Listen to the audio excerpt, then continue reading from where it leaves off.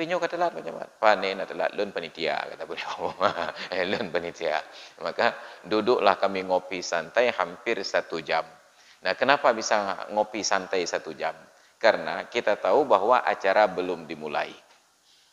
Itulah enaknya orang yang berilmu. Karena ada ilmu bahwa acara belum dimulai, bisa santai ngopi 1 jam lagi di warung. Kalau tadi saya tidak ketemu ilmunya, maka saya terburu-buru ke lokasi, terus deh kakak meratip-meratip dalam sejam tu. Ya. Panitia susah dan penceramahnya pun gelisah. Gelisah, walaupun geli tetap sah. Itulah enaknya berilmu. Orang yang sudah berilmu, mereka tidak terkaget-kaget. Itu waktu salat duhur. Asal belum berkumandang azan asar, masih boleh salat duhur. Tapi ingat, jangan melalai-lalaikan salat untuk ditunaikan di akhir waktu. Kenapa kita berikan penjelasan? Contoh seperti tadi, untuk memberikan informasi dan ilmu bahwa bila ada kondisi yang sebagaimana kita jelaskan tadi, ketiduran di awal waktu, terbangun menjelang salat asar, sudah terdengar kumandang pengajian dari mikrofon masjid, tetapi belum azan. Kita ragu masih ada waktu duhur atau tidak? Masih. Sebelum berkumandang azan asar, masih ada waktu duhur. Silahkan salat duhur. Baru kemudian masuk waktu asar, dari akhir waktu duhur, ila ghurubi jami'i qurasi syamsi, sampai terbenam seluruh bulatan matahari, koronanya matahari. Matahari itu kan ada korona juga. Nah, tapi walaupun corona tidak perlu isolasi mandiri karena di dulu matahari itu sudah diisolasi, nggak ada yang mendekat ke sana. Maka disebut virus ini virus corona karena bentuknya seperti corona matahari. Ada bulatan, kemudian ada duri-durinya. Jadi waktu maghrib baru, waktu asar baru habis apabila sudah terbenam matahari. Artinya waktu asar pun berakhir dengan datangnya waktu maghrib. Bila nanti asar ada orang yang karena satu dan lain hal terlambat belum salat asar, sampai ke rumah jam 6 sore, dia mandi, duduk-duduk santai menanti salat maghrib, baru teringat, ya Allah, galang sembahyang salam. Sudah terdengar pengajian dari mikrofon masjid. Masih ada waktu asar atau belum? Masih. Silahkan salat asar. Tapi sudah jam 7 kurang 15, 10 menit lagi akan berkumandang azan. Jangankan 7 kurang 15, 7 kurang 10 masih boleh sholat asar. Tapi syaratnya, jangan sengaja menunda-nunda ke waktu tersebut. Itu disebut dengan waktu makruh tahrim. Apa makna makruh tahrim? Sengaja menunda pelaksanaan sholat ke waktu tersebut berpotensi menjadi perbuatan haram. Bukan sholatnya yang haram, tetapi menunda sholat ke waktu tersebut yang menjadi haram. Ada yang salah paham, oh nggak boleh sholat lagi sekarang Pak Ustaz. Kenapa? Ini waktu makruh tahrim. Bukan, waktu makruh tahrim itu bukan jangan sholat di waktu tersebut. Tetapi menunda pelaksanaan sholat ke waktu tersebut yang jadi haram. Adapun kita teringat belum sholat di waktu tersebut, maka waktunya menjadi fardhu ain dan semakin mudayyak, sempit untuk segera dilaksanakan. Kalau kita lakukan pekerjaan yang lain, justru berdosa. Oh ini karena sudah makruh tahrim, sudahlah kita tunggu azan maghrib saja. Menunggu itu menjadi berdosa. Biarlah saya minum air 1-2 teguk lagi. Minum air itu menjadi berdosa. Kenapa? Karena dengan sebab praktek itu menyebabkan sholat keluar dari waktunya. Bahkan saking wajibnya dan saking daruratnya, orang yang kebelet mau buang air kencing pun, mau buang air kecil, mau kencing, kalau teringat belum salat asar dan waktu tersisa 5 menit lagi, kencingnya wajib ditahan. Untuk segera mengerjakan salat asar, mumpung waktunya masih ada 5 menit lagi. Maka ada yang salah pemahaman tentang waktu makruh tahrim. Makruh tahrim itu bukan haram salat di waktu tersebut. Iya haram salat. Yang haram itu salat sunat yang tidak ada sebab. Sedangkan yang kita hadapi adalah salat fardu yang sudah tertunda dari awal waktu, hanya tersisa 5 menit lagi. Segerakan untuk salat fardu dulu. Tapi ini kebelet Pak Ustaz. Tahan dulu. Mau menyuta tuntun tengah sembahyang 2 rakaat ini, nah itu baru dimaafkan. Pokoknya waktu sembahyangnya muka be datanya magom. Maka berakhir waktu asar, masuk waktu maghrib. Ini dalam pendapat Imam Syafi'i dan jumhur. Adapun pada pendapat Imam Hanafi, waktu asar tidak berakhir dengan terbenam matahari. Waktu asar berakhir ketika bayang-bayang setiap benda panjangnya 2 kali lipat dari ukuran benda tersebut. Nah, ini botol. Karena matahari terbenam ke arah barat, maka bayang-bayang dari botol ini bukan lagi di sini, udah sampai ke ujung ini. Maka saya ukur 1, 2. Kalau panjang bayang-bayang sudah 2 kali ukuran botol tersebut, untuk bayang-bayang botol, maka menurut Imam Hanafi, waktu salat asar sudah habis. Maka menurut beliau, salat asar tidak berlanjut dengan salat maghrib. Putus. Jadi, ini yang perlu kita luruskan. Pada sebahagian kalangan yang menyatakan, Ustaz, boleh enggak niat sholat dari rumah saja? Silahkan, boleh. Menurut Imam Hanafi. Tapi, menurut Imam Hanafi, kalau Anda niat dari rumah, enggak boleh sholat asarnya jam 5 ke atas. Karena waktunya sudah habis. Oh, kalau begitu saya pindah lagi ke Imam Syafi'i. Karena menurut beliau boleh. Nah, ini namanya bajing loncat. Grup-grup leju. Siga kenal, siga gede, hoyang mangat kayaknya. Itu kaum oportunis, tukang opor dan tukang tumis. Fa waqtu maghribin minal ghurub ila maghribi syafaqil ahmar. Sedangkan waktu maghrib sejak dari terbenam matahari harus sempurna terbenamnya, terbenam seluruhnya. Ila maghribi syafaqil ahmar, sampai hilang awan-awan yang merah. Tetap penumannya matahari. Tapi kan mataharinya sudah terbenam. Iya, matahari terbenam dalam pandangan manusia. Tapi hakikatnya bukan matahari terbenam. Cuma posisi kita berada terhalangi dari melihat matahari.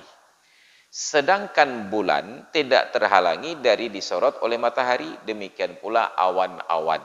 Maka sisa-sisa pendaran cahaya matahari itu mengenai awan dan memunculkan efek warna kemerah-merahan. Asal masih terlihat awan yang kemerah-merahan, itu waktu maghrib masih ada, salat isya belum boleh dilaksanakan. Awan merah. Kapan kita tahu? Ketika cuacanya cerah dan berawan. Tapi sekarang sedang musim hujan, tidak bisa lagi melihat awan merah. Lalu bagaimana kita tahu? Baru perlu berijtihad dengan mempelajari waktu-waktu sebelumnya. Misalnya, hari-hari yang lain kita berpuasa sunat, berbuka saat terbenam matahari dengan minum seteguk air dan makan 1-2 potong kue. Lalu kita sholat maghrib. Kapan makannya?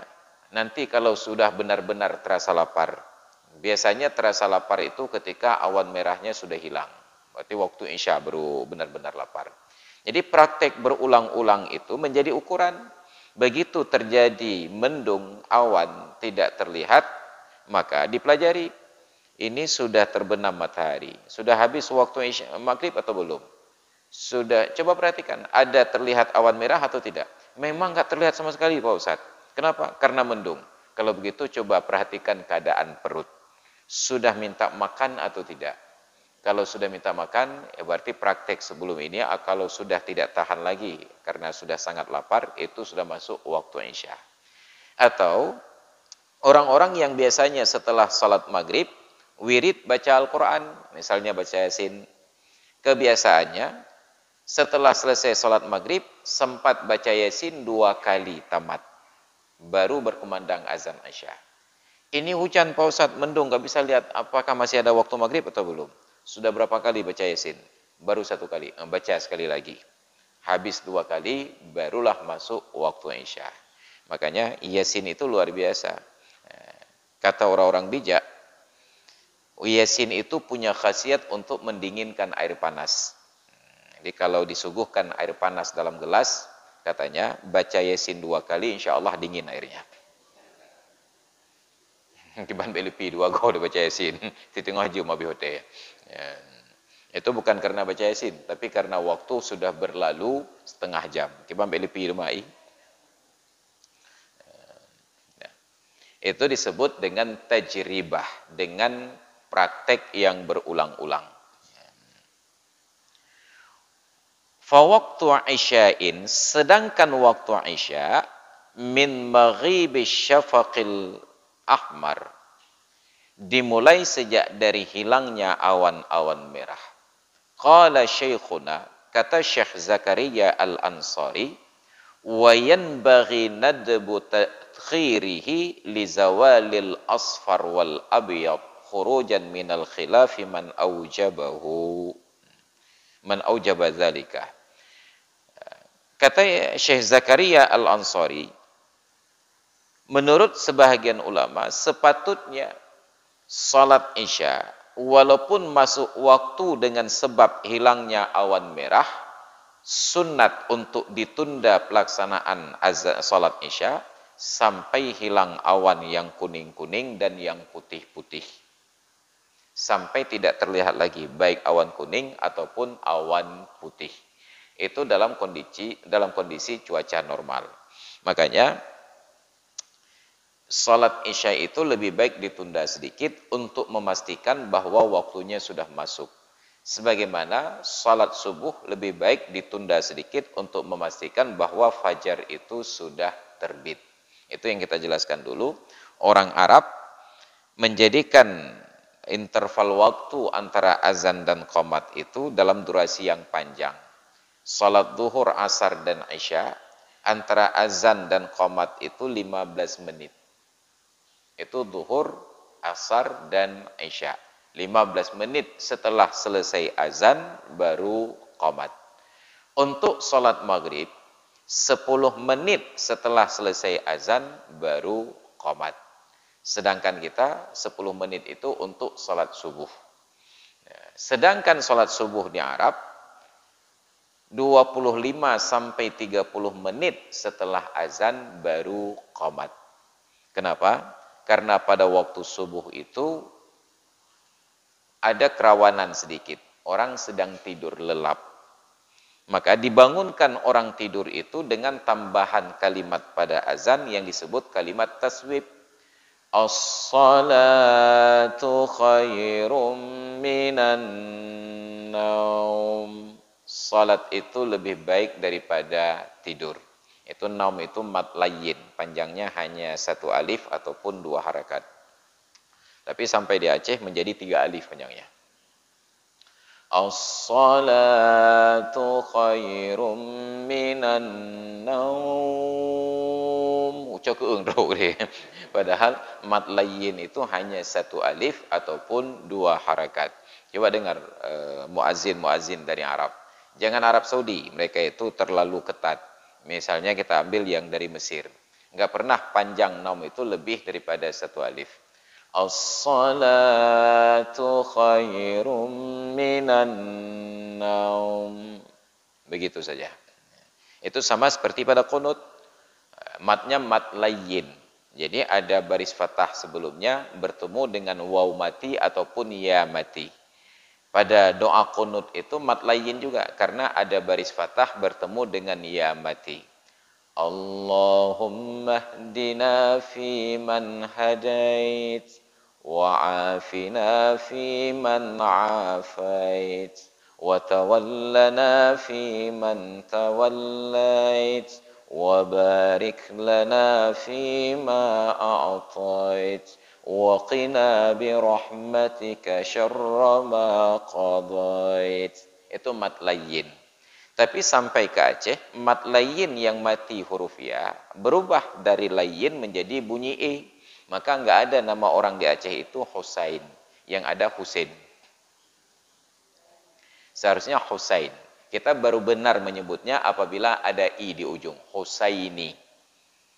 Jadi Husain itu adalah Husaini yang kehilangan i. Jadi Husain. Tapi orang Aceh tetap Husain. Bukan hanya di Aceh, di Indonesia. Maka begitu pula pada waktu qunut bacaannya menjadi Husain semua.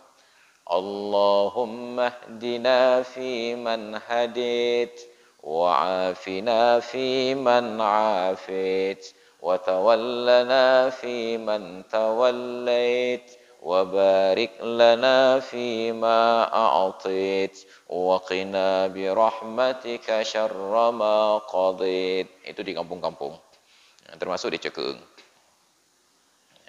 Kenapa? Tidak memberikan hak-hak huruf dan hak-hak mat tersebut. Maka ada mat layyin. As-salatu khairum minan naum. Padahal di dalam hadis riwayat Abdullah bin Zaid tentang kalimat azan tidak ada tambahan tersebut. Maka tambahan itu adalah bid'ah. Dan setiap bid'ah adalah sesat, setiap yang sesat masuk neraka. Maka yang azan subuh tadi masuk neraka. Sesederhana itu fatwa pada mereka. Padahal yang kalimat tersebut adalah improvisasi dari Sayyiduna Bilal bin Rabah. Beliau itu ditugaskan oleh Nabi untuk menjadi imam salat subuh pada saat fajar terbit. Sedangkan azan subuh yang pertama sebelum terbit fajar itu diamanatkan oleh Nabi untuk dikumandangkan azannya oleh Abdullah bin Ummi Maktum. Abdullah bin Ummi Maktum ini tunanetra. Beliau buta, tidak bisa melihat fajar. Maka pada kasus beliau inilah turun ayat Abasa wa tawalla an ja'ahul a'ma. Muhammad bermasam muka dan dia berpaling ketika datang kepadanya seorang yang buta. Maka buta dalam bahasa Arab itu a'ma. Orang Aceh kalau sudah memaki itu buta. Ya, a'ma katanya. Buta, itu dari bahasa Arab, saking tingginya bahasa Aceh. Wa ma yudrika la'allahu yazakka, wa ma yudrika la'allahu yatazakka aw yadhakkaru fatanfa'ahu dzikrah. Nabi Muhammad sedang menjamu tokoh-tokoh Quraisy. Ada Abu Jahal, ada Abu Lahab, ada Abu Sufyan. 3 orang abu-abu yang tidak pernah masuk MPU ini. Nabi sedang mempromosikan kehebatan Islam. Islam itu hebatnya begini. Pada saat itu Nabi berharap tamu yang datang itu sekelas Abu Bakar, Umar, Utsman bin Affan, Abdurrahman bin Auf yang keren-keren. Ternyata ketika Nabi sedang mempromosikan Islam itu hebat, datanglah seorang muslim yang tidak terlihat hebat di dunia karena dia tunanetra dan miskin. Assalamualaikum ya Rasulullah. Saking kesalnya Nabi pupu ino haija tegamnya. Maka Nabi pura-pura tidak dengar. 1 kali pura-pura tidak dengar, 2 kali sampai 3 kali. Merasa bahwa di dalam ajaran Rasulullah kalau datang bertamu ucap salam 3 kali tidak ada yang jawab atau tidak dijawab, berarti kemungkinannya 2. Yang pertama di rumah sedang tidak ada orang, atau yang kedua orang yang di rumah sedang tidak ingin diganggu. Maka langsung pamit dulu. Itu pengajaran Nabi. Datang bertamu, ketok pintu, ucapkan salam. Tunggu sebentar, ulang lagi, ketok pintu, ucapkan salam. Tunggu sebentar, ulang lagi, ketok pintu, ucapkan salam. 3 kali nggak ada respon, pulang dulu. Nah, maka sahabat ini pulang. Beda dengan kita. 3 kali ketok pintu dan ucapkan salam, kalau tidak ada yang buka, kita keliling. Ya, tengok di mana ada lubang. Ngintip ke dalam. Dan itu pelanggaran dalam Islam. Tidak boleh ngintip-ngintip ke rumah orang. Itu kalau sempat tuan rumahnya kesal, mata kita dicucuk dengan lidi dan buta, itu nggak bisa dituntut. Dalam Islam tidak bisa dituntut. Tapi dalam hukum positif di Indonesia tetap bisa dituntut. Maka dulu sempat ada kasus di Melabok, itu juga diangkat beritanya di Serambi pada waktu itu. Ada pencuri mau masuk ke sebuah rumah, jadi ketika sedang meraba-raba jendela itu, terabalah kabel rice cooker. Kesetrum, berpulang ke rahmatullah, meninggal dunia. Apa yang terjadi? Tuan rumah ini dipidana dengan pasal kelalaian yang menyebabkan orang lain celaka.